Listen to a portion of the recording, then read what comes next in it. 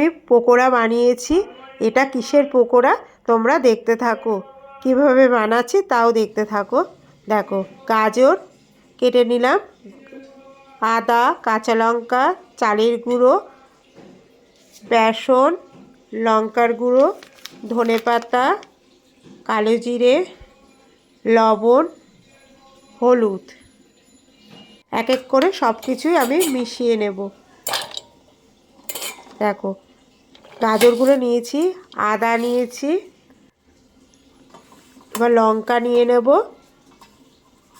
আর চালের গুঁড়োও নিয়ে নেব। লঙ্কাগুলো নিয়ে নিয়েছি, এবার চালের গুঁড়োও নিয়ে নেব। চালের গুঁড়ো দেওয়াতে বড়াগুলো, পকোড়াগুলো খেতে হলো মচমচে হয়, খেতে ভালো লাগে, একটু খাস্তা টাইপের হয়।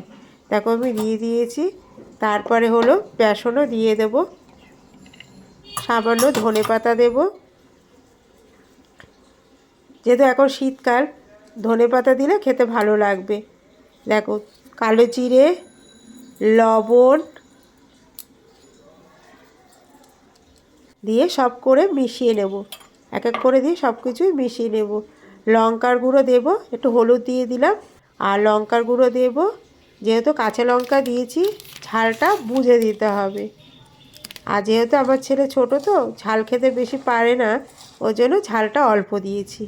এবার মাখা হয়ে গেছে, এটা রেখে দেবো, 10-15 মিনিট রেখে দেবো, তাহলে গাজরগুলো একটু নরম হয়ে যাবে। এদিকে রিফাইন অয়েল তেল বসিয়ে দিয়েছি, তেলটা আমার গরম হয়ে গেছে।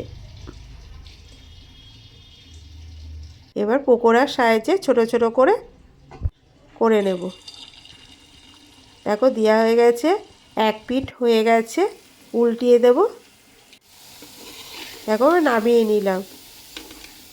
এরমভাবে পকোড়া করে খেয়ে দেখবে, চায়ের সঙ্গে খেতে খুব ভালো লাগে, বা নিরামিষের দিনে ডালের সঙ্গেও খেতে ভালো লাগে।